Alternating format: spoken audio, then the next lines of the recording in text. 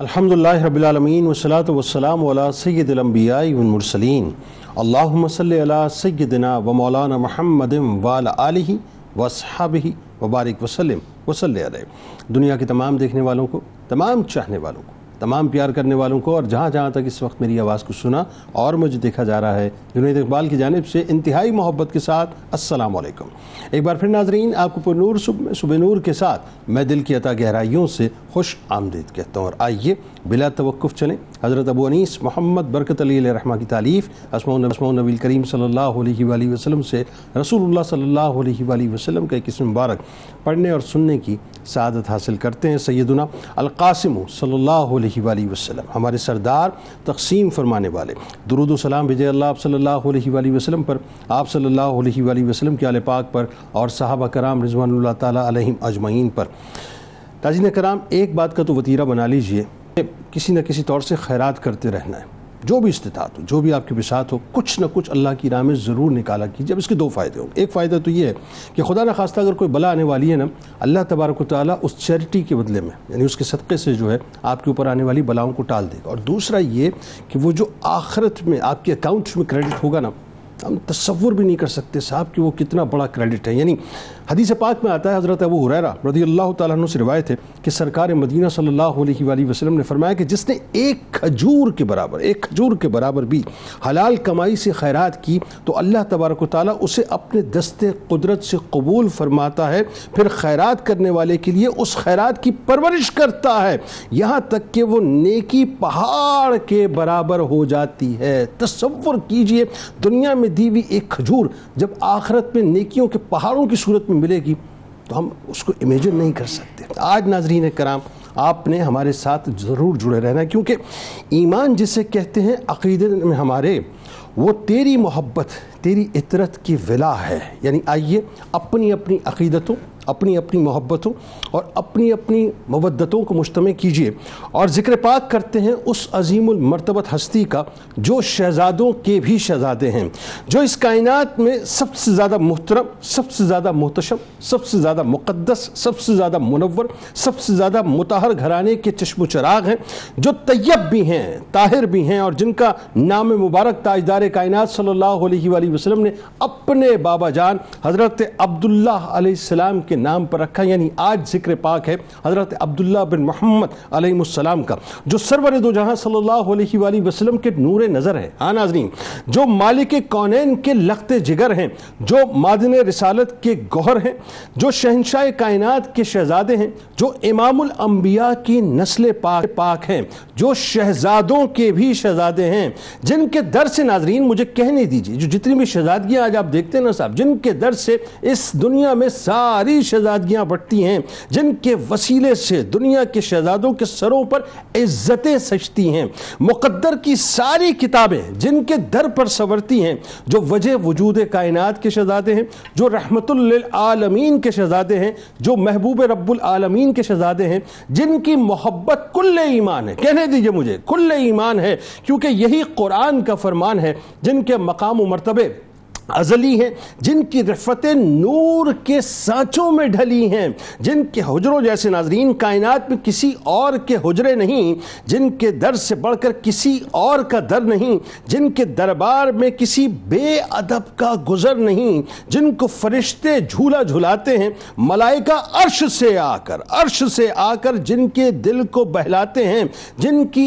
آمد پر محبوب خدا خوشیاں مناتے ہیں، جو جگر گوشائے رسول ہیں، جو مصطفی باغ کے حسین ترین پھول ہیں، جو ابن رسول ہیں، جن کی مقدس چوکھٹ بوسہ گاہ جبرائیل امی ہیں، جن کے در کے خدام عرش و فرش کے مکی ہیں، جو محسنہ اسلام سیدہ خدیجہ الکبریٰ سلام اللہ علیہا کے مہاپارے کی بارگاہ ہے، جو تاجدار کائنات کے شہزادے یعنی اور شہزادیوں کے بھائی کی بارگاہ ہے، یعنی جن کا نسب پاک بھی بے مثال ہے، جن کا خاندان بھی بے مثال ہے، ہے, جن کے والدین کریمین بھی بے مثال ہیں, جن کے بھائی بہن بھی بے مثال ہیں. ذرا سوچی تو صحیح کہ حضرت زینب, حضرت رقیہ, حضرت ام کلثوم رضوان اللہ تعالیٰ علیہم اجمعین, اور پھر سیدہ پاک سلام اللہ علیہا, پھر اس طرف جائیے تو حضرت قاسم, حضرت ابراہیم جن کے بھائی ہوں, تو ذرا سوچئے کہ اس کائنات کی جو ٹاپ آف دا لائن ہستیاں ہیں ان کے بھائی بہنوں میں یقیناً آپ کا شمار ہوتا ہے. تو اللہ تعالیٰ نے آپ کو کیا مقام اور مرتبہ عطا کیا کہ جو اپنے مقام اور مرتبے میں انتہائی باکمال ہیں, جن کو سرور دو جہاں کی مبارک گٹھی نصیب ہوئی, جن کو سرور دو جہاں کا مبارک لمس نصیب ہوا, جن کو سرور دو جہاں کا مبارک سایہ نصیب ہوا, جن کو سرور دو جہاں صلی اللہ علیہ وآلہ وسلم کی مبارک ولدیت نصیب ہوئی, جن کی بارگاہ اس کائنات کی سب سے عظیم ترین بارگاہ ہے, جو اللہ کی خاص رحمتوں کی نزول کی بارگاہ ہے, جو بخششوں اور مغفرتوں کے پروانے وصول کرنے کی بارگاہ ہے, جو فرشتوں کی عقیدتوں کے ساتھ نزول باقاعدہ نزول کرنے کی بارگاہ ہے, جو رحمتوں, عنایتوں اور جود و کرم کی بارگاہ ہے. یہ وہ بارگاہ ناظرین جن کی مودت قرآن کا عنوان ہے, یہ وہ بارگاہ ہے جن کی مودت کل ایمان ہے, یہ وہ بارگاہ ہے جن کی مودت کائنات کا مرکز کہیے تو غلط نہ ہوگا. بس آخری بات عرض کر رہا ہوں کہ فرمان مصطفیٰ صلی اللہ علیہ وآلہ وسلم ہے, آئین اور منشور بنا لیجیے اپنی اپنی ہستیوں کا, اور ایسا آئین ناظرین کہ پھر اس سے ڈیویٹ نہیں کرنا. کہ سرکار فرماتے ہیں کہ کوئی بندہ مومن کامل نہیں ہو سکتا, یعنی بندہ مومن کامل نہیں ہو سکتا جب تک کہ, یعنی یہاں تک کہ میں اسے اس کی جان سے زیادہ پیارا نہ ہوں, اور میری اولاد اس کو اپنی جان سے زیادہ پیاری نہ ہو, اور میرے اہل ان کو اپنے اہل سے زیادہ محبوب نہ ہو, اور میری ذات اس کو اپنی ذات سے زیادہ پیاری نہ ہو. بس سرکار ہیں اور اطرت سرکار ہیں اور کچھ بھی نہیں. آغاز کرتے ہمارے سیاحت موجود ہیں, یقیناً کسی تعارف کے محتاج نہیں. پہلی شخصیت ممتاز عالم دین جناب مفتی سید اویس علی صاحب تشریف فرمائیں. دوسری شخصیت ممتاز عالم دین جناب مفتی صہیب معینی صاحب تشریف فرمائیں. اور تیسری شخصیت ممتاز عالم دین جناب مفتی محمد ابوبکر صدیق صاحب تشریف فرمائیں. تینوں احباب کو السلام علیکم, خوش آمدید. اور آخر میں ملک ممتاز ثنا خان جناب قاری فیصل چشتی صاحب منقبت کا نذرانہ پیش کریں گے. تو جناب رسالت مآب صلی اللہ علیہ وآلہ وسلم کے جگر گوشے کے تذکرہ پاک میں آج آپ نے ضرور ہمارے ساتھ رہنا ہے. آغاز فرمائی حضرت عبداللہ بن محمد علیہ السلام.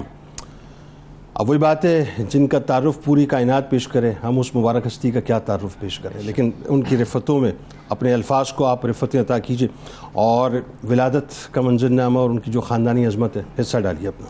بسم اللہ الرحمن الرحیم والحمدللہ والصلاة والسلام علی رسول اللہ. جنید بھائی, ہمارے لیے بڑی سعادت کی بات ہے کہ آج ہم ایک ایسی شخصیت کا ذکر کرنے جا رہے ہیں کہ جو حقیقی معنی میں شہزادے ہیں اور شہزادوں کے شہزادے ہیں, اور یہ وہ ہستی ہیں کہ ہم یہ عقیدہ رکھتے ہیں کہ ان کے ذکر پاک سے پورے اہل بیت جو ہیں وہ مسرور ہوں گے. کہ آپ جانتے ہیں کہ اگر کسی کے بچوں کا ذکر کیا جائے تو وہ خوش ہوتا ہے, مسرور ہوتا ہے. تو آج جب ہم حضور علیہ السلام کے شہزادے کا ذکر کریں گے تو حضور کیوں نہ مسکرائیں گے, کیوں نہ مسرور ہوں گے انشاءاللہ. تو ہمارے لیے بڑی سعادت کی بات ہے.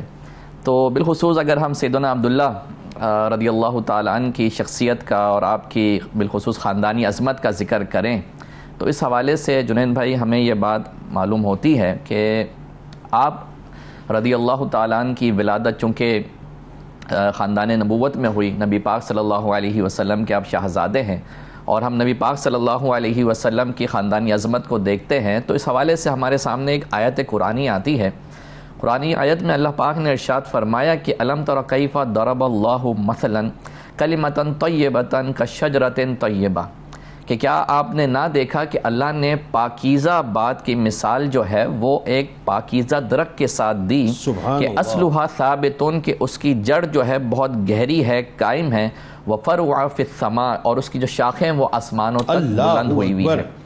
تو یہاں پر اللہ پاک نے شجرہ طیبہ کا ذکر کیا, اور ایک اور شجرہ طیبہ حضور علیہ السلام کا بھی ہے کہ اگر اس کی ہم جو ہے اصل اور جڑ کی طرف دیکھتے ہیں تو وہ اتنی گہری ہے, اتنی قائم ہے کہ وہ حضرت آدم علیہ السلام تک جا ملتی ہے. اور اگر اس کی فرع, اس کی شاخوں کی ہم بات کریں تو وہ شاخیں جو حضور علیہ السلام کے ذریعے نکلی ہیں، وہ کوپلیں، وہ پھول اور وہ کلیوں کو اگر ہم دیکھتے ہیں تو ان شاخوں میں جو پھول ہمیں نظر آتے ہیں وہ جناب سیدنا عبداللہ ہیں، جناب سیدنا قاسم ہیں، جناب سیدنا ابراہیم ہیں، اور اگر کلیوں کی بات کریں تو جناب سیدنا زینب ہیں، سیدہ ام کلثوم، سیدہ رقیہ، جناب سیدہ فاطمہ، اور پھر ان میں اگر مزید ہم پھولوں کی بات کریں تو وہ حسن ہیں، وہ حسین ہیں، اور یہ سلسلہ یہاں تک چلتا رہتا ہے کہ جناب امام مہدی تک یہ پہنچتا ہے۔ سبحان اللہ، جبھی تو اعلیٰ حضرت نے فرما دیا نا جی جی کہ آب تطہیر سے جس میں پودے جمے اس ریاض نجابت پہ لاکھوں سلام۔ اب آپ نے اعلیٰ حضرت کی بات کی تو یہاں پر ایک اور بھی ہم ذکر کرتے ہیں کہ اعلیٰ حضرت نے اسی شاخوں اور پھولوں اور کلیوں کا ذکر یوں کیا کہ کیا بات رضا اس چمنستان کرم کی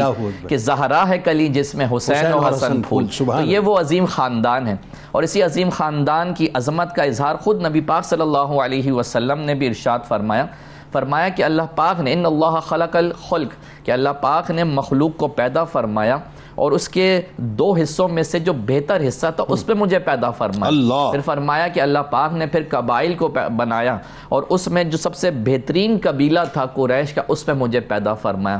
پھر آقا کریم علیہ السلام ارشاد فرماتے ہیں کہ ان قبائل میں سب سے بہتر خاندان اللہ پاک نے جو بنایا اس میں مجھے اللہ پاک نے پیدا فرمایا۔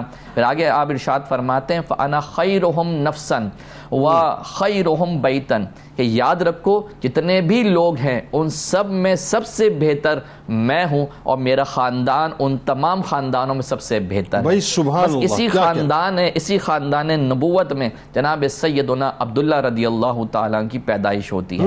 فرین بھائی اس حوالے سے جو ابھی حدیث مبارک میں نے ذکر کی، اس حوالے سے اس کی شرح میں حضرت مظہری حنفی رحمۃ اللہ تعالی بڑے شاندار انداز میں حضور علیہ السلام کی خاندانی عظمت کو بیان فرماتے ہیں، اور فرماتے ہیں کہ حضور علیہ السلام کا جو وجود مسعود ہے اور روشن نبوی صفات ہیں تو یہ بنظر عنایت حضرت آدم علیہ السلام کی پشت میں اس کو رکھا گیا۔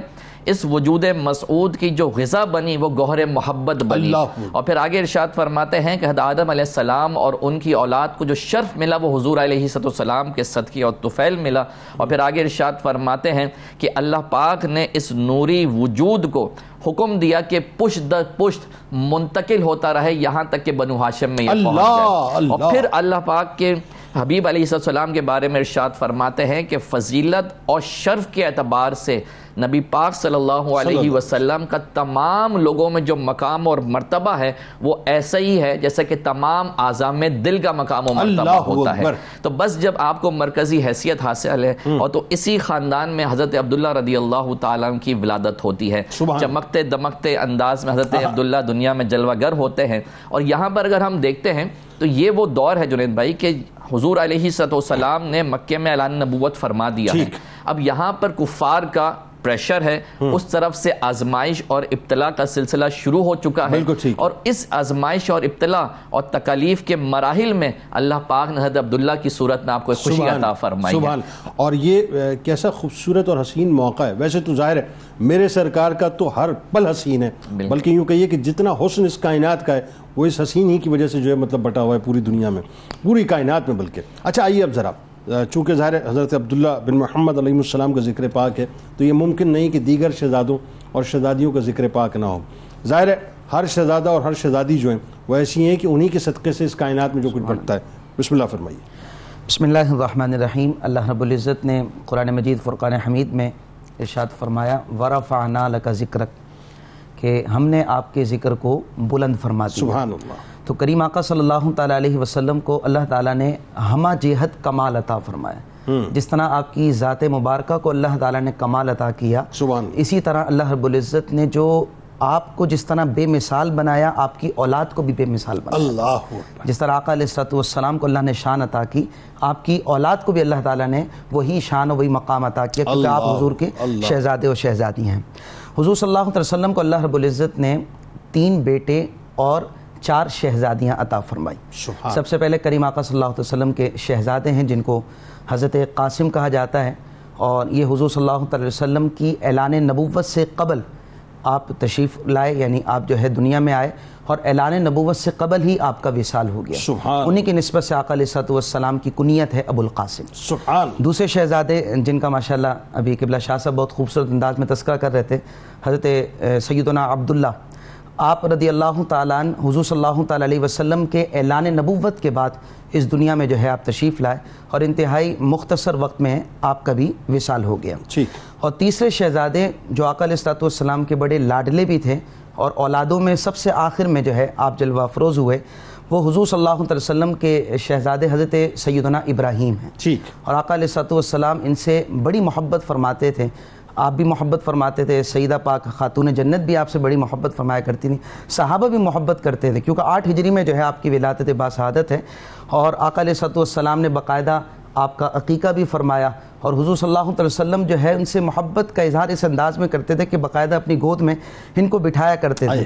لیکن آپ کا وصال ظاہری بھی جو ہے حضور صلی اللہ علیہ وسلم کی زندگی مبارکہ کے اندر ہوا، یہاں تک کہ حضرت ابراہیم کا میں خاص ذکر کرنا چاہوں گا کہ آپ کے وصال پر سورج گرہن ہو گیا تھا، جس پر یہ تاثر پیش کیا گیا کہ شاید حضرت ابراہیم کے وصال پر جو ہے یہ سورج گرہن ہوا ہے.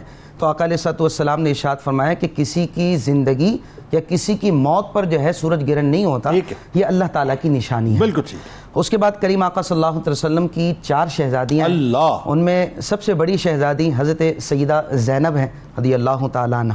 اور بڑے جو ہوتے ہیں آزمائش بھی بڑی آتی ہیں، ایسے ہی تو حضور صلی اللہ علیہ وسلم کی اولاد میں جن پر سب سے زیادہ آزمائش آئیں وہ آپ کی یہ شہزادی حضرت سیدہ زینب ہے. اور اس بات کا ذکر پاک سرکار نے فرمایا. جی بالکل، آپ نے ارشاد فرمایا. جی بالکل. اور باقاعدہ جب حضور صلی اللہ تعالیٰ علیہ وسلم نے ہجرت مدینہ فرمائی اور جب آپ نے ہجرت مدینہ کا ارادہ کیا تو آپ پر ظلم و ستم کیا گیا تھا اور آپ نے تکلیف اٹھائی تھی، پھر آپ مدینہ پاک تشریف لے آئیں. اس کے بعد دوسری اور شہزادی دونوں کا ایک ساتھ ذکر کرنا چاہوں گا، تیسری کا حضرت رقیہ اور حضرت ام کلثوم. یہ دونوں وہ شہزادی ہیں کہ جن کو یکے بعد دیگرے آقا علیہ الصلوۃ والسلام نے ان کا نکاح حضرت سیدنا عثمان غنی رضی اللہ تعالی عنہ سے کیا. جب سیدہ رقیہ کا وصال ہوا تو آقا علیہ الصلوۃ والسلام نے پھر حضرت ام کلثوم کا نکاح حضرت عثمان غنی سے کیا. اور جب ان کا بھی وصال ہوا تو آقا علیہ الصلوۃ والسلام نے فرمایا کہ اگر میری اور بیٹیاں بھی ہوتی تو میں یکے بعد دیگر عثمان غنی سے ان کا نکاح کرتا. یہاں پر مختصر سا جملہ عرض کرنا چاہوں گا. اور ذوالنورین کا تاج آپ کو بالکل. آپ یہاں پر یہ دیکھیں کہ حضور صلی اللہ علیہ وسلم کی 2 شہزادیوں کا نکاح ہوا تو حضرت عثمان غنی کو، عثمان آپ کا نام تھا لیکن آپ کو ذوالنورین کہتے ہیں، 2 نور والے. تو آقا علیہ الصلوۃ والسلام کی شہزادیوں کی وجہ سے آپ کو نور والا کہا جاتا ہے. تو جب آپ کی یہ شان ہے کہ شہزادیوں کی وجہ سے آپ کو ذوالنورین کہتے ہیں تو آپ خود سوچیں کہ کریم آقا صلی اللہ علیہ وسلم نور والے سرکار کا کیا عالم. اور آقا علیہ الصلوۃ والسلام کی جو سب سے آخری شہزادی، سب سے لاڈلی شہزادی، سیدہ طیبہ عابدہ زاہدہ حضرت فاطمہ الزہرا رضی اللہ تعالیٰ عنہ، آپ کی ذات مبارکہ کی کیا بات کریں. مختصر انداز میں 2 بات ذکر کرنا چاہوں گا. ایک یہ، حضور آپ سے بڑا پیار کرتے تھے، لاڈلی تھیں، چھوٹی بیٹی تھیں، تو آقا علیہ الصلوۃ والسلام نے صحابہ میں جو سب سے لاڈلے صحابی تھے ان سے آپ کا نکاح کر دیا. اللہ اکبر. مولا کائنات حضرت سیدنا علی المرتضی شیر خدا رضی اللہ تعالیٰ عنہ. اور دوسرا دونوں ہی طرف لاٹ تھا نا، دونوں طرف، دونوں کو بچپن میں جو ہے آقا علیہ الصلوۃ والسلام نے جو ہے ان کو جو ہے باقاعدہ پالا. دوسری طرف آقا علیہ الصلوۃ والسلام کی شہزادی کا اگر آپ مقام دیکھیں تو آقا علیہ الصلوۃ والسلام جہاں موجود ہوں صحابہ آپ کے لیے کھڑے ہو جائیں، صحابہ کو آپ کا استقبال کریں. لیکن خاتون جنت وہ تھیں کہ جہاں آپ آ جاتی آقا علیہ الصلوۃ والسلام اپنے مجلس سے جو ہے کھڑے ہو جایا کرتے. اور صرف کھڑے نہیں ہوتے تھے، آقا علیہ الصلوۃ والسلام اپنی بیٹی کی پیشانی کو چومتے تھے اور جہاں خود موجود ہوتے تھے اپنی مسند پر آقا علیہ الصلوۃ والسلام اپنی شہزادی کو بٹھایا. اچھا علامہ صاحب، چشم فلک نے اس طرح کا منظر کبھی دیکھا ہی نہیں تھا، کبھی دیکھا نہیں اور نہ دیکھے گی. آپ دیکھیے کہ مطلب میں صرف ایک پہلو اگر میں چاہتا ہوں اس پہ ذرا تبصرہ فرمائیے. یہ کیسی محبت تھی کہ سرکار علیہ السلام جو آخری مبارک چہرہ مدینہ پاک سے نکلتے ہوئے اپنی آنکھوں میں چشمان مبارک میں بسا کے جاتے تھے وہ سیدہ پاک کا ہوتا، اور پہلا چہرہ مدینہ پاک لوٹ کر جو بسایا کرتے تھے چشمان مبارک میں وہ سیدہ پاک کا ہوا کرتا تھا. یہاں پر حضرت جنید بھائی یہ بھی دیکھیں کہ آقا علیہ الصلوۃ والسلام نے اپنی بیٹی سے محبت کر کے عرب کے لوگوں کو بتا بھی دیا کہ بیٹی اللہ تعالیٰ کی طرف سے جو ہے وہ نعمت ہوتی ہے، اس کو زحمت مت سمجھو. اسی آقا علیہ الصلوۃ والسلام جب جا رہے ہوتے تھے تو سب سے آخر میں اپنی شہزادی سے ملتے تھے اور جب آ رہے ہوتے تھے سب سے پہلے اپنی شہزادی سے ملتے تھے. ایک ذکر کرنا چاہوں گا حضرت کے سیدہ پاک کا. ویسے تو 7 اولادیں ہیں لیکن سیدہ پاک کے حوالے سے بس دلی کیفیت ہے کہ جب پروٹوکول آپ کو دنیا میں تو ملا ہی سے کہ آقا علیہ السلام جو ہے آپ کے لیے کھڑے ہو رہے ہیں، لیکن قیامت میں کیا پروٹوکول ہوگا کہ جب اہل معاشر ہوں گے، سب جمع ہوں گے، تو ایک ندا دینے والا کہے گا یا اہل الجمع، اے یہاں پر جمع ہونے والوں، کہا نکسوا رؤوسکم یغضوا ابصارکم، تو اپنے سروں کو جھکا لو، اپنی آنکھوں کو جھکا لو. اور اس وقت 70,000 ہوروں کے پروٹوکول کے اندر ہماری سیدہ پاک جو ہے وہ پلسرا سے گزر رہی ہوں. کیا خوبصورت گفتگو اس وقت ہو رہی ہے ناظرین، میں آپ کو بتا نہیں سکتا. قلب کی کیفیت ہی کچھ اور، کہ ظاہر اہل بیت اطہار کا ذکر پاک ہے، اس کائنات کا سب سے زیادہ خوشبودار تذکرہ ہی اہل بیت اطہار کا تذکرہ ہے. اچھا اب ذرا یہ بتائیے جو بڑی ایک اہم ترین بات ہے، اور مجھے تھوڑا سا عامیانہ انداز میں ابتدائی سوال کرنا پڑے گا تاکہ لوگوں کو سمجھا سکوں. مجھے افسوس ہوتا ہے، میں کسی کے ایمان کو ٹیسٹ نہیں کر رہا خدا نہ خواستہ، لیکن لوگ ریلیٹ کر پائیں گے میری بات کو، خاص طور پر والدین اور نوجوان. ہمیں مطلب اداکاروں کا پتہ ہے کہ کس کا کیا نام ہے، ان کی اولادوں کا کیا نام ہے، ہمیں فٹ بالرز کا پتہ ہے، کرکٹرز کا پتہ ہے، شوبز کے لوگوں کا پتہ ہے. سوری ٹو سے یہ تمثیل بنتی مطلب مثال بنتی نہیں ہے، لیکن سمجھانے کے لیے مجھے کڑن ہوتی ہے اس بات کی. نہیں پتہ تو اہل بیت اطہار کی جب ہم بات کرتے ہیں تو ان نفوس قدسیہ کے نام نہیں پتہ، جبکہ سرکار علیہ السلام نے اہل بیت کی محبت، ان کی مودت کو کل ایمان بتلا دیا ہے، اور اس کے تقاضے بھی قرآن اور حدیث نے بتلا دیے ہیں. ذرا اس پہ گفتگو کیجیے. بسم اللہ الرحمن الرحیم.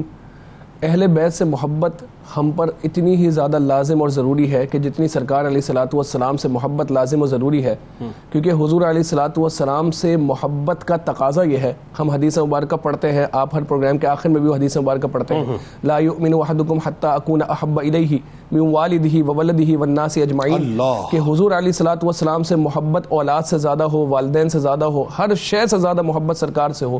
اس محبت کا تقاضا یہ ہے کہ حضور علیہ الصلوۃ والسلام سے جڑی ہوئی ہر شے سے محبت ہمیں ہونی چاہیے، اور اس میں جو سب سے اعلیٰ نسبت ہے وہ سرکار علیہ الصلوۃ والسلام کی اہل بیت اور آپ کے آل پاک کی نسبت ہے. یہ ایک ایسا مضمون اور مفہوم ہے کہ جو قرآن میں جگہ جگہ پر ذکر ہوا، اور احادیث میں سرکار دو عالم صلی اللہ تعالی علیہ وسلم نے بھی اس پر بہت زیادہ اصرار کیا اور آپ نے زور دیا. قرآن مجید فرقان حمید کی اگر بات کریں تو اللہ رب العزت ارشاد فرماتا ہے قُلْ لَا أَسْأَلُكُمْ عَلَيْهِ أَجْرًا إِلَّا الْمَوَدَّةَ فِي الْقُرْبَى. اللہ اکبر. یعنی اے محبوب آپ فرما دیجئے، آپ خود کہیے لا اسألکم علیہ اجرا، کہ جو میں تمہیں تبلیغ اسلام کرتا ہوں اس پر تم سے کوئی اجر کا مطالبہ نہیں کرتا، نہیں چاہیے، دنیاوی کوئی اجر کا مطالبہ میں نہیں کرتا، الا المودۃ فی القربى، مگر یہ کہ تم میری اہل بیت، میرے قرابت داروں سے محبت کرو. اور سرخیل اہل بیت سیدنا عبداللہ ابن عباس رضی اللہ تعالیٰ عنہ اس آیت مبارکہ کی آپ جو ہے وہ ایکسپلینیشن بیان کرتے ہیں. آپ فرماتے ہیں قربہ سے مراد آل محمد ہے صلی اللہ علیہ وسلم. پھر اگر سر یہاں رک کے ذرا بات کیجیے، یہ قرآن پاک کی بہت امپورٹنٹ آیت ہے، اور میں اگر یہ کہوں کہ یہ مسلمانوں کا کل منشور ہے ان کی حیات کا تو یہ غلط نہ ہوگا. عقیدت کے باب میں اور مودت کے باب میں بالکل. آپ یہ دیکھیے کہ اللہ تعالیٰ ڈیمانڈ کرنے والے کون ہیں؟ سرکار مدینہ صلی اللہ علیہ وسلم. ڈیمانڈ کس کی؟ خود نہیں کر رہے جی، اللہ کی طرف سے جو ڈیمانڈ ہے اس کو لوگوں تک پہنچا رہے ہیں کہ آپ کہہ دیجئے، آپ بتلا دیجئے.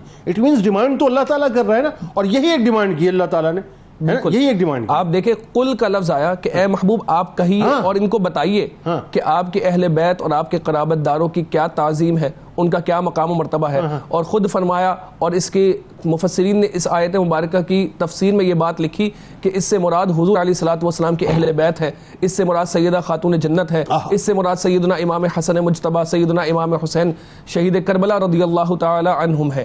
آپ دیکھیں آگے اگر ہم چلیں تو سرکار دو عالم صلی اللہ تعالی وسلم کی حدیث مبارکہ ہے، اور امام ترمذی نے اس حدیث کو اپنی کتاب میں نقل کیا. فرماتے ہیں حتی ابن عباس ہی اس حدیث کے راوی ہیں، کہتے ہیں حضور علیہ الصلوۃ والسلام نے ارشاد فرمایا احب اللہ لما یغزوکم من نعمہ، کہ اللہ رب العزت سے محبت کرو تم.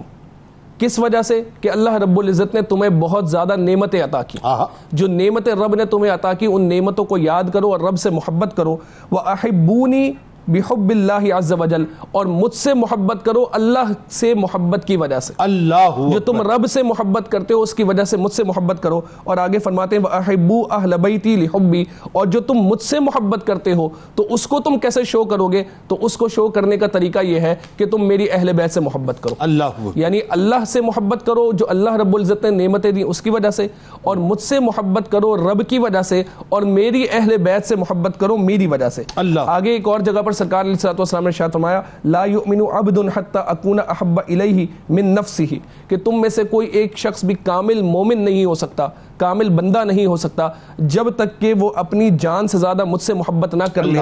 آگے فرماتے ہیں وَأَهْلِي أَحَبَّ إِلَيْهِ مِنْ أَهْلِهِ, اور اپنی اہل سے زیادہ میری اہل سے محبت نہ کر لے, اور اپنی اطرت سے زیادہ میری اطرت سے محبت نہ کر لے, اور اپنی ذات سے زیادہ میری ذات سے محبت نہ کر لے. یعنی جہاں اپنی محبت کو لازم کیا سرکار علیہ الصلوۃ والسلام نے, وہاں خاص طور پہ اہل بیت کا ذکر بھی کیا اور خاص طور پہ اطرت پاک کا بھی ذکر کیا. یعنی میری اولاد سے محبت تم پر لازم ہے, تم پر ضروری ہے, ایسے ہی کہ جیسے میری محبت تم پر لازم ہے. یعنی اس کا مطلب یہ ہوا, میں ایک طفل مکتب کی حیثیت سے سمجھنا چاہتا ہوں اس بات کو, کہ سرور دو جہاں صلی اللہ علیہ وآلہ وسلم کی یوں کہیے کہ نظر کرم کے حصول کا گیٹ وے محبت اہل بیت اطہار علیہ السلام. ایسا ہی, بے شک ایسا ہی ہے. آپ دیکھیں گے تو دنیاوی تقاضا اور دستور بھی ہے, بلا تشبیہ و تمثیل اگر ہم بات کریں کہ اگر ہم کسی سے محبت کرتے ہیں تو ہم اس سے جڑی ہر چیز سے محبت کرتے ہیں. اگر ہمارا کوئی عزیز دوست ہے اور اس کے بچے بھی ہمارے پاس آ جائیں تو ہم ان کو بھی گلے لگاتے ہیں, ان سے محبت کرتے ہیں. تو حضور علیہ الصلوۃ والسلام تو پھر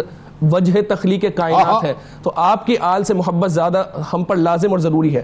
آپ کی آل کے ادب کے تقاضے اور محبت کے تقاضے کیا ہیں؟ محبت کے تقاضے یہ ہیں کہ ان کی تعظیم کی جائے, جب ان کا ذکر ہو تو ادب و احترام کے ساتھ ذکر ہو, ان کے نام پر اپنے بچوں کے نام رکھے جائے. اور سب سے زیادہ محبت کا تقاضا یہی ہے کہ اپنی اولاد کو, اپنے گھر والوں کو ان کے بارے میں بتایا بھی جائے اور اولاد کو ان کی محبت بھی سکھائی جائے, کیونکہ یہ کشتی نوح کی مثل ہے کہ جو اس کشتی میں سوار ہو گیا وہ نجات پا گیا, اور جو اس کشتی سے دور ہوا یعنی جس نے اہل بیت سے معاذ اللہ منہ موڑا تو وہ دنیا اور آخرت میں برباد ہو گیا. ہاں وہ ہے نا, در مصطفیٰ سے پرے ہٹنے والوں ہوا نہ گزارا تو پھر کیا کرو گے. اللہ اکبر. ناظرین ہمارے ساتھ رہیے, سرکار علیہ السلام کی بارگاہ میں, ان کی آل کی بارگاہ میں درود پاک کا نذرانہ پیش کیجئے. لوٹ کے آپ کو بتلائیں گے, اب منظرنامہ ذہن میں رکھیے گا کہ جناب قاسم علیہ السلام جو سرکار مدینہ صلی اللہ علیہ وآلہ وسلم کی نرینہ اولادوں میں پہلے شہزادے ہیں, پردہ فرما چکے ہیں چھوٹی عمر میں, ظاہر ہے مطلب مختصر سا قلیل وقت ظاہری طور پہ آپ کا. اب سرکار علیہ السلام کو یہ حضرت عبداللہ کی صورت میں خوشی ملی, اور یہ بھی منظرنامہ ذہن میں رہے کہ ابتدائی اسلام کا دور ہے, یعنی کتنا کٹھن مرحلہ ہے. اور پھر آپ سوچئے کہ آزمائش کا وہ مرحلہ کہ سرکار علیہ السلام کے یہ شہزادے بھی سرکار علیہ السلام کے ساتھ ظاہری طور پہ نہیں ہیں. یہ مرحلہ آپ کو سمجھانا بہت ضروری ہے تاکہ وہ لوگ ریلیٹ کر پائیں گے اس بات کو کہ جو ہائے ہائے کرتے ہیں کہ اللہ تعالیٰ نے ہمارے ساتھ معاذ اللہ کیوں کیا. سرکار کی آزمائش کو ذرا دیکھیے گا کہ وہ کیا. درود پاک.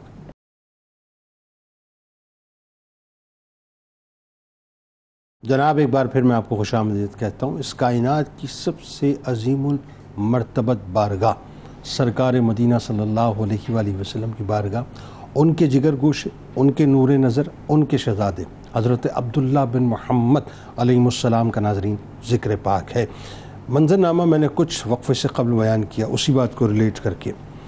حضرت قاسم علیہ السلام پردہ فرما چکے, ظاہر اپنی سی عمر ہے, اور یہ قبل از اعلان نبوت, ظاہری اعلان نبوت, اور ظاہری اعلان نبوت کے بعد حضرت عبداللہ علیہ السلام کی خوشی. اب ان کے وصال پاک کا وقت آ گیا, اور ذہن میں ذرا لوگوں کے یہ بھی رہے, اور اس کی ذرا وضاحت کیجیے گا کہ تبلیغ دین کا مرحلہ بھی ابتدائی مراحل میں.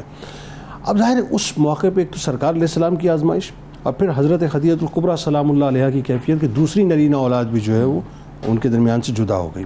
لیکن اس موقع پہ سرکار علیہ السلام نے کچھ ہمیں بھی ڈھارس بتلا دی, اور کچھ ان لوگوں یعنی ان لوگوں کے لیے کہ جن کی بچپن میں اولاد چلی جاتی ہے, اور ساتھ ساتھ بشارت بھی دی حضرت خدیجہ الکبریٰ سلام اللہ علیہا کو. وہ کیا تھی بتائیے. بسم اللہ الرحمن الرحیم. جنید بھائی, قرآن مجید فرقان حمید میں اللہ تبارک و تعالی نے ارشاد فرمایا کہ لقد خلقنا الانسان فی کبد, کہ بے شک ہم نے انسان کو آزمائش میں پیدا فرمایا ہے. ٹھیک, یعنی انسان کے جو روز و شب گزریں گے وہ آزمائش میں گزریں گے. درست. اچھا, اس آزمائش کا لیول کیا ہوگا, اس کا درجہ کیا ہوگا, تو وہ بھی اللہ پاک نے ارشاد فرما دیا کہ لا یکلف اللہ نفسا الا وسعها, کہ کسی بھی جان کو, کسی بھی نفس کو اس کی طاقت سے زیادہ نہیں آزمائش میں مبتلا کیا جاتا. اس سے ہمارے علماء نے یہ اصول مرتب فرمایا کہ جس کی ایمانی کیفیت یا ایمانی درجہ جس لیول کا ہوگا اس کو اسی انداز میں آزمائش میں مبتلا کیا جائے گا. ویسے ہی ابتلا کے معاملات ہوں گے, ویسے ہی تکالیف برداشت کرنی ہوگی. چنانچہ ہم دیکھتے ہیں کہ تمام ہی مخلوق کو, تمام ہی انسان کو آزمایا جاتا ہے. ان میں جو سب سے اوپر ایمانی درجے کے ہوتے ہیں وہ حضرات انبیاء کرام علیہ السلام ہوتے ہیں. اب ان کو ہم دیکھتے ہیں تو حضرات انبیاء کرام علیہ السلام کے ساتھ جو ابتلا کے معاملات ہوئے, جو آزمائشوں کے معاملات ہوئے, وہ اس درجے تک پہنچ جاتے ہیں کہ باقاعدہ طور پر بعض انبیاء کو آرے سے کاٹا گیا. یعنی اس قدر آزمائش میں مبتلا کیا گیا کہ آرے سے کاٹ کر 2 حصے کر دیا گیا، اور ان میں بھی جو سب سے بلند مرتبت اور عالی مرتبت شخصیت اور ذات ہیں وہ آقا کریم صلی اللہ علیہ وسلم کی ذات ہے. تو آپ کو جس انداز میں آزمائشوں کا سامنا کرنا پڑا اور جو ابتلا کے معاملات آپ کے ساتھ رہے، تو خود آقا کریم علیہ السلام ارشاد فرماتے ہیں کہ دین کی راہ میں جس قدر میں ستایا گیا ہوں اور کوئی نہیں ستایا گیا. جو آزمائشیں، جو ابتلا، جو معاملات میں نے دیکھے وہ کسی اور نے نہ دیکھے. چنانچہ اللہ پاک نے قرآن مجید میں یہ بات بھی بالکل واضح انداز میں کیٹیگوریکلی بیان فرما دی گئی ہے کہ وَلَنَبْلُوَنَّكُمْ بِالشَّيْءٍ مِّنَ الْخَوْفِ وَالْجُوعِ وَالنَّقْصِ مِّنَ الْأَمْوَالِ وَالْأَنفُسِ وَالثَّمَرَاتِ، کہ اللہ پاک نے بالکل واضح انداز میں فرما دیا کہ ہم ضرور بضرور تمہیں آزمائیں گے. کس سے آزمائیں گے؟ تمہیں خوف سے آزمائیں گے، تمہیں بھوک سے آزمائیں گے، تمہیں جان کے ضیاء سے آزمائیں گے، اور تمہیں جو پھلوں کی کمی ہے اس سے آزمائیں گے. مفسرین نے فرمایا کہ یہاں پھلوں کی کمی سے کیا مراد ہے؟ تو پھلوں کی کمی سے یہاں پہ مراد جو ہے وہ ہے اولاد کے اعتبار سے آزمائش. اولاد کے اعتبار سے آزمائش کس طرح ہو سکتی ہے؟ اس کی ایک صورت، اس کی ایک نوع یہ بھی ہو سکتی ہے کہ صغر سن میں، یعنی جب بچہ چھوٹا ہو اسی وقت والدین کی نگاہوں سے وہ دنیا سے چلا جائے، یعنی اس کا انتقال ہو جائے. تو یہ بھی ایک آزمائش کی صورت ہے، یہ بھی ایک ابتلا کی صورت ہے. اور یہاں پر ہم دیکھتے ہیں کہ یہاں پر ہم جب آقا کریم علیہ السلام کی سیرت طیبہ کا مطالعہ کرتے ہیں تو ہمیں یہ بات معلوم ہوتی ہے کہ آپ کی کوئی بھی نرینہ اولاد جو ہے وہ امور بلوغت تک نہیں پہنچتی. جناب سیدنا قاسم ہو، جناب سیدنا عبداللہ ہو، یا جناب سیدنا ابراہیم ہو، تمام کے تمام ہی جو ہے وہ صغر سنی میں انتقال کر گئے. لیکن اس میں خاص طور پر میں چاہتا ہوں اسپیسیفک حضرت عبداللہ کے حوالے سے آپ دیکھیں کتنا آزمائش کا مرحلہ ہے. حضرت قاسم جا چکے، حضرت عبداللہ بھی چلے گئے. اور بالکل اگر یہ سینیریو اگر آپ دیکھیں جو سرکمسٹانسز تھے اس دور کے، تو وہاں پر حضور علیہ السلام کے لیے جو تبلیغ دین کا معاملہ وہ بھی مشکل و کٹھن کیا جا رہا ہے. اور اس کٹھن مراحل کے اندر اللہ پاک کی طرف سے ایک آزمائش آپ کے سامنے آتی ہے کہ آپ کے شہزادے کا وصال ہو جاتا ہے. یہاں پہ محترم جنید بھائی یہ بات جو آپ نے بھی ابھی سوال میں ذکر کی ہے کہ ہمارے وہ احباب کہ جن کی اولادیں چلی جاتی ہیں تو وہ اللہ پاک کی بارگاہ میں شکوہ شکایت کرنا شروع کر دیتے ہیں، علم بغاوت بلند کر دیتے ہیں، نازیبہ کلمات بارگاہ الہی میں کہنا شروع کر دیتے ہیں. تو ان کے لیے رب تعالیٰ نے گویا کہ آقا کریم صلی اللہ علیہ وسلم اور اہل بیت کے ذریعے یہ بات بیان فرما دی کہ اللہ پاک اپنے بندوں کو آزماتا ہے. اللہ پاک نے حضور علیہ السلام جو محبوب رب العالمین ہیں ان کے ہی جو گھرانہ ہے وہاں سے سیدنا عبداللہ رضی اللہ تعالیٰ کے وصال کی صورت میں آپ کو آزمائش مبتلا کیا. لیکن اس کا جو اجر ان کو ملتا ہے تو آپ دیکھیے کہ ہمیں حضور علیہ السلام کا فرمان یہ ملتا ہے کہ اللہ پاک جو ہے جب کسی بندے کے، کسی شخص کے گھر سے اس کی اولاد کا وصال فرماتا ہے تو فرشتوں کو یہ حکم ارشاد فرماتا ہے، ان سے پوچھتا ہے کہ فلاں بندے کے بیٹے کی تم نے روح قبض کر لی؟ بیت الحمد. سبحان اللہ. تو وہاں پر فرشتے یہ عرض کرتے ہیں کہ یا رب العالمین بالکل ہم نے کر لی. تو پھر اللہ پاک فرماتا ہے کہ اس کے دل کا پھل تم نے نکال لیا؟ تو پھر فرشتے کہتے ہیں کہ ہم نے نکال لیا. تو اللہ پاک فرماتا ہے، فرشتوں سے حکم یہ استفسار فرماتا ہے کہ اس بچے نے، بندے نے کیا کہا؟ تو فرشتے یہ کہتے ہیں کہ اس نے تیری حمد کی اور کہا انا للہ و انا الیہ راجعون. تو اللہ پاک فرماتا ہے کہ بس اس کے لیے جنت میں ایک محل بنا دو اور اس کا نام بیت الحمد. اچھا مختصراً ذرا سرکار نے جو بشارت دی حضرت خدیجہ کبریٰ سلام اللہ. اب یہاں پر ہمیں کتب تاریخ کے اندر یہ واقعہ ملتا ہے کہ جب ظاہر سی بات ہے فطرتی عمل ہے کہ جناب سیدہ خدیجہ کبریٰ رضی اللہ تعالی عنہا کے جب شہزادے کا وصال ہو گیا تو آپ غمگین ہوئی. تو اس غمگینی پر حضرت نبی پاک صلی اللہ علیہ وسلم نے جو کلمات اطہر آپ کی طرف ارسال فرمائے تو وہ یہ تھے کہ کیا تم اس بات سے خوش نہیں کہ عبداللہ جنت کے دروازے پر موجود ہو اور تمہارا ہاتھ پکڑ کے جنت کے عالی مرتبت کی طرف لے کے چلے جائیں، جنت الفردوس کی طرف لے کے چلے جائیں. تو پھر حضور علیہ السلام نے ارشاد فرمایا کہ اللہ پاک اس بات سے بہت بلند ہے کہ وہ کسی بندے کے دل کے پھول کو لے لے اور بعد میں پھر اس پہ صبر کرے اور اللہ پاک اس کو عذاب میں مبتلا کرے. سبحان اللہ. بہت رچاؤ سے آپ نے گفتگو فرمائی. اب ذرا یہ چونکہ یہ مرحلہ وصال پاک کا تو اسی سے ریلیٹڈ بہت ایک تاریخی اعتبار سے اہم ترین بات ہے.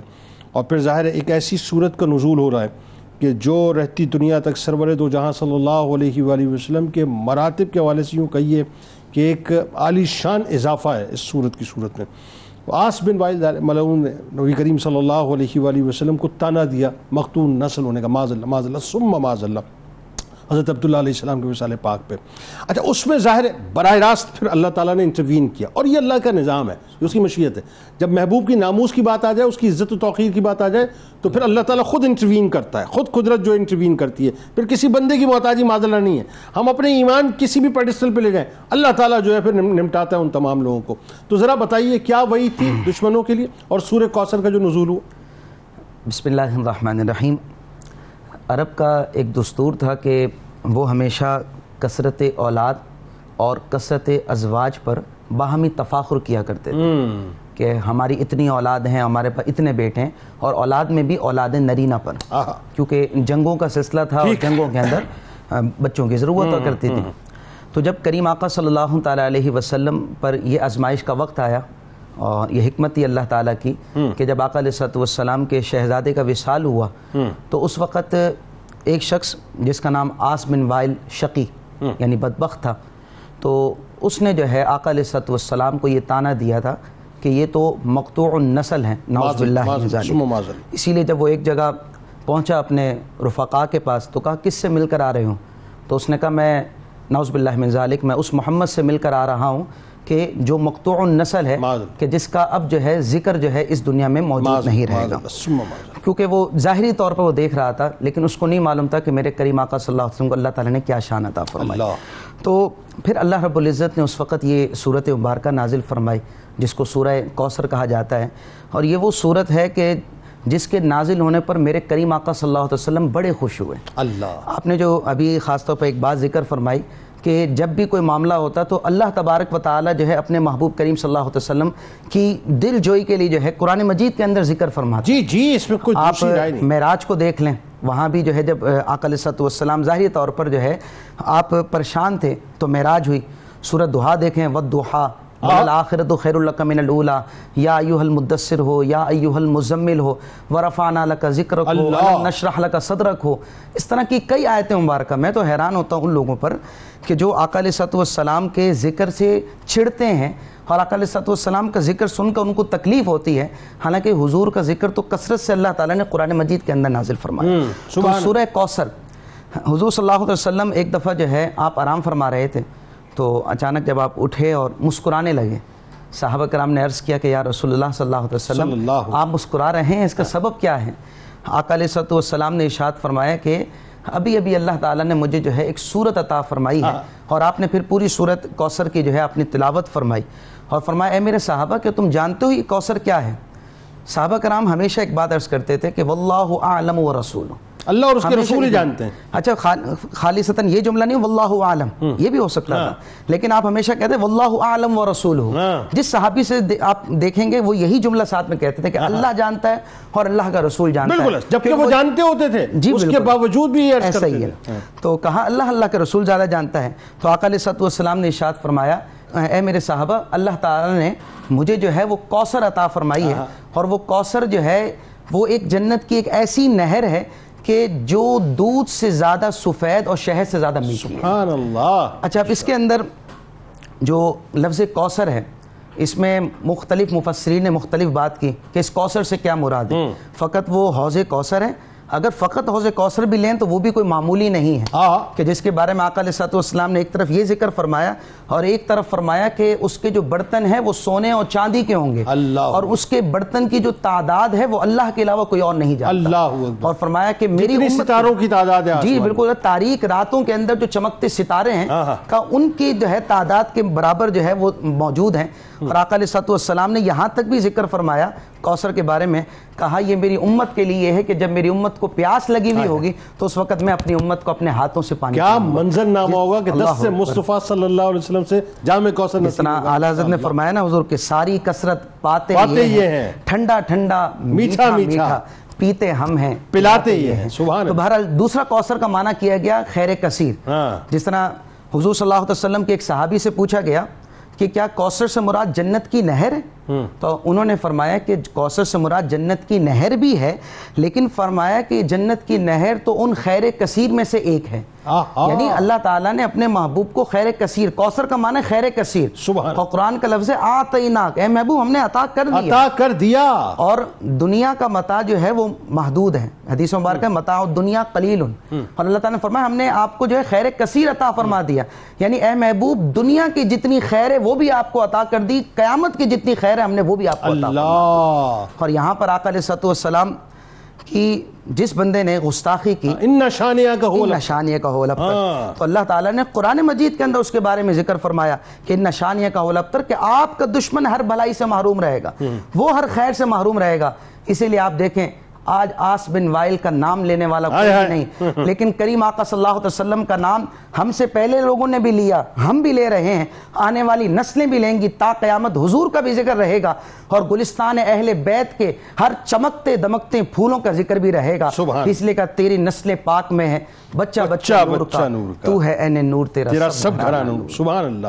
آج کو تو بس آج ہی رہے گی، لیکن وہ بات ہے کہ ہم جو مطلب ہیں اس بات کا کلیم کرتے ہیں کہ ہم غلام در غلاموں میں انشاءاللہ کہیں نہ کہیں کھڑے ہوں گے، تو ہمیں آسرا ہوگا کہ سرکار علیہ السلام ہم پہ کرم فرمائیں گے. اچھا یہ آخر میں جو بڑا ایک اہم ترین سوال ہے، ظاہر یہ سوال اس اعتبار سے بھی اہم ہے کہ بہت سے لوگ جو ہیں وہ اس بات کو سمجھ نہیں پاتے کہ اللہ کی مشیت جو ہے اس کے، ظاہر انسان ویسے بھی نہیں سمجھ سکتا، علم محدود ہے، لیکن بچپن ہی میں اولاد نرینہ کا خاص طور پہ دنیا سے پردہ فرما جانا، یعنی ایک سخت ترین امتحانات میں سے ایک امتحان اور آزمائش، اور سرکار علیہ السلام گزرے. خاص کر ظاہر حضرت عبداللہ علیہ السلام جو ہیں ان کا پردہ فرمانا، اس میں دو تین باتیں. ایک تو یہ کہ جو نرینہ اولادوں کا سرکار علیہ السلام سے لیے جانا، اس کے پیچھے قدرت کی کیا مشیت ہے، اس پہ ذرا گفتگو کیجیے. اور اگین وہی بات کہ سرکار مدینہ صلی اللہ علیہ وآلہ وسلم مختلف اوقات میں مختلف آزمائشوں سے گزارے گئے، یعنی راحت جو ہے وہ اس اعتبار سے آپ کو میسر نہ آئی. فرمائیے. بسم اللہ الرحمن الرحیم. دیکھیں ہم جنگ یمامہ کا پڑھتے ہیں، صحابہ کرام رضوان اللہ علیہم اجمعین نے حضور علیہ الصلوۃ والسلام کے عقیدہ ختم نبوت کے لیے جو قربانیاں دیں ہم ان کا ذکر کرتے ہیں، لیکن سب سے پہلے عقیدہ ختم نبوت کے لیے قربانی حضور علیہ الصلوۃ والسلام نے خود دی، اور وہ آپ کے شہزادوں کے دنیا سے جلدی پردہ فرمانے کے سلسلے میں تھی. بہت اہم نقطہ. بہت آپ دیکھیں قرآن مجید فرقان حمید میں بھی اللہ رب العزت نے ذکر کیا ما کان محمد ابا احد من رجالکم ولکن رسول اللہ وخاتم النبیین، کہ محمد تمہارے مردوں میں سے کسی کے باپ نہیں، ولکن رسول اللہ، لیکن اللہ کے رسول ہے، وخاتم النبیین، اور نبیوں میں سب سے آخر ہے. تو حضور علیہ الصلوۃ والسلام کے شہزادوں کا جلدی عمر میں انتقال کرنا یا کم سنی میں انتقال کرنا یہ اس وجہ سے بھی تھا، اور اس میں یہ مشیت الہی اور اللہ رب العزت کی حکمت جو ہے وہ اس میں چھپی ہوئی تھی کہ حضور علیہ الصلوۃ والسلام کے بعد کسی اور نبی نے نہیں آنا تھا. آپ دیکھیں انبیاء کرام علیہ السلام کا اگر ہم سلسلہ دیکھیں تو یہ بات ہمیں جگہ جگہ نظر آتی ہے کہ نبی کا بیٹا بھی نبی ہوتا ہے. جیسے حضرت ابراہیم علیہ السلام کے بیٹے حضرت اسماعیل علیہ السلام نبی تھے، حضرت داؤد علیہ السلام کے بیٹے حضرت سلیمان علیہ السلام نبی تھے، حضرت یعقوب علیہ السلام کے بیٹے حضرت یوسف علیہ السلام نبی تھے.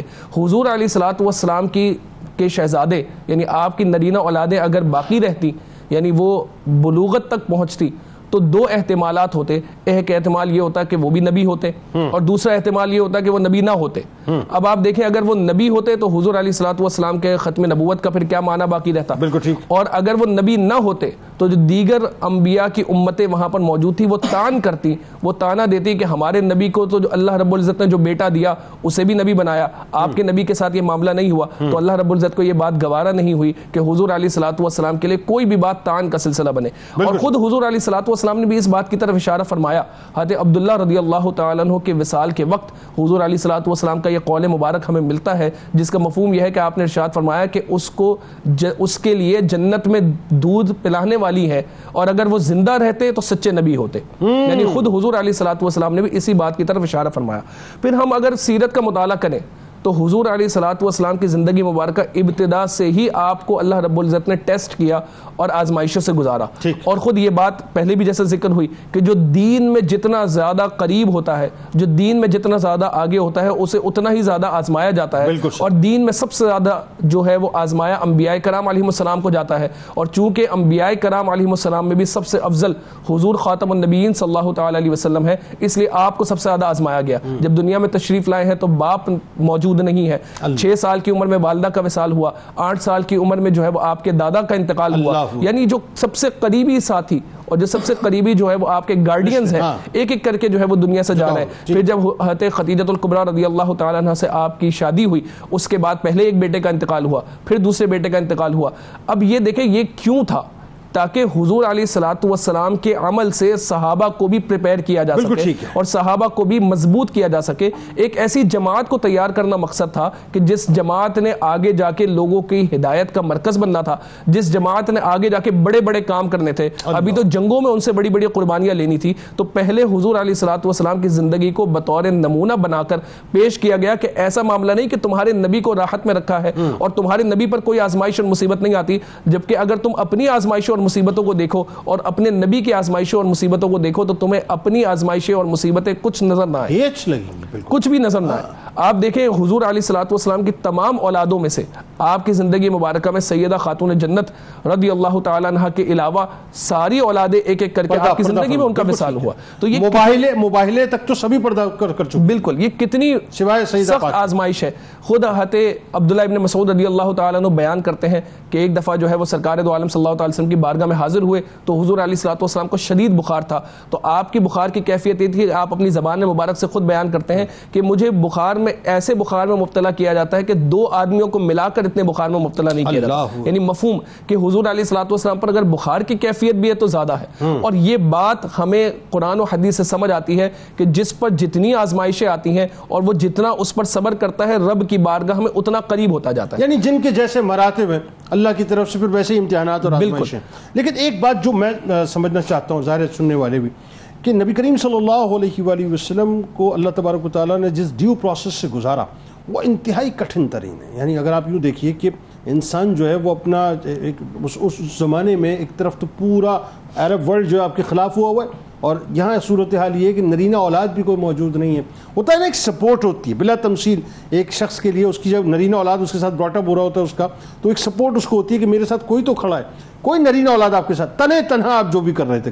یہ بڑی بات, بنیادی بات ہے. اب آپ دیکھیں یہاں یہ بات سمجھانا بھی مقصد تھا کہ سب سے بڑا سپورٹ وہ رب تعالیٰ کی ذات ہے. بڑا اچھا نقطہ ہے, فَسَيَكْفِيكَهُمُ اللَّهُ, کہ بس میرے لیے اللہ ہی کافی ہے. اور یہ بات سرکار علیہ الصلوۃ والسلام نے خود بیان کی. آپ نے سیدنا صدیق اکبر سے نہ کہا کہ اے ابو بکر اگر دنیا میں کسی کو دوست بناتا تو تمہیں بناتا, لیکن رب تعالیٰ کے علاوہ میرا کوئی خلیل نہیں. فَسَيَكْفِيكَهُمُ اللَّهُ وَهُوَ السَّمِيعُ الْعَلِيمُ. فَسَيَكْفِيكَهُمُ اللَّهُ وَهُوَ السَّمِيعُ الْعَلِيمُ کہ میرے لیے اللہ کافی ہے. اب آپ دیکھیں یہاں یہ بات صحابہ کو بھی بتانا مقصد تھا کہ بڑی سے بڑی آزمائش آ جائے, پہاڑ جتنی مصیبتیں بھی آ جائیں تو تمہاری توجہ رب کی طرف ہی ہونی چاہیے. تم رب کی مرضی میں راضی ہونے چاہیے ہو, تم رب کی رضا میں راضی ہو, صبر تمہارے ہاتھ سے صبر کا پیمانہ لبریز نہ ہو. اور آنے والوں کو بھی سرکار علیہ الصلوۃ والسلام نے یہی پیغام دیا. سبحان اللہ. بہت شکریہ آپ تینوں احباب کا, اللہ تعالیٰ آپ تینوں کو جزائے جمیل عطا فرمائے. کتاب الشفا سورہ کوثر کی فضیلت. جو شخص اولاد نرینہ کی نعمت کا طلبگار ہو وہ 41 دن تک بلا مبالغہ 111 بار سورہ کوثر کا ورد کرے, انشاءاللہ بہت جلد مراد پوری ہوگی. حضرت علی کرم اللہ وجہ الکریم کا قول مبارک ہے کہ اللہ تعالیٰ بندے کو مال, حکومت اور مصیبت کے ذریعے آزماتا ہے. کامیاب وہ ہوتا ہے جو دنیاوی مال و اسباب کے چلے جانے کا غم نہ کرے اور اللہ کی رضا میں راضی رہے. روزنامہ 92 نیوز میں آج مضمون کا شہزادہ رسول حضرت عبداللہ علیہ السلام کے والد سے. ایکس میں فالو کر لیں, فیس بک پیج کو لائک کر کے, یوٹیوب چینل کو سبسکرائب کر کے بیل آئیکن کو ضرور کلک کر لیں. ملک کے ممتاز ثنا خان جناب قاری فیصل چشتی صاحب کو میں خوش آمدید کہتا ہوں. السلام علیکم. آئیے صاحب اپنی اپنی روح سے تجدید عہد وفا. لا یؤمن احدکم حتی اکون احب الیہ من والدہ وولدہ والناس اجمعین. اللہ تعالیٰ آپ کا, ہمارا, ہم سب کا, پاکستان کا, امت مسلمہ کا, خاص طور پر غزہ کے رہنے والے لبنانیوں کے لیے اور پوری مسلم امہ کے لیے دعا کیجیے. اللہ تعالیٰ سب کا حامی و ناصر. آمین. پاکستان کا مطلب کیا؟ لا الہ الا اللہ محمد رسول اللہ صلی اللہ علیہ وآلہ وسلم. عبداللہ بن محمد لخت جگر نبی کے, عبداللہ بن محمد لخت جگر نبی کے, ناز خدیجہ پیارے پیکر تھے روشنی کے, ناز خدیجہ پیارے پیکر تھے روشنی کے، بچپن میں ہی وہ پیارے جنت نشی ہوئے تھے، بچپن میں ہی وہ پیارے جنت نشی ہوئے تھے، دنیا میں جو گزارے دن کم تھے زندگی کے، دنیا میں جو گزارے دن کم تھے زندگی کے، رب کی رضا یہی تھی جنت میں جلد آئے، اور رب کی رضا یہی تھی جنت میں جلد آئے، حوروں کے ساتھ کھیلے پیارے علی ولی کے، حوروں کے ساتھ کھیلے پیارے علی ولی کے، ساجد درود ان پر، ساجد سلام ان پر، ساجد درود ان پر، ساجد سلام ان پر، سامان رب ہے کرتا عبداللہ کی خوشی کے، سامان رب ہے کرتا عبداللہ کی خوشی کے، عبداللہ بن محمد لختے جگر نبی کے، ناز خدیجہ پیارے پیکر تھے روشنی کے۔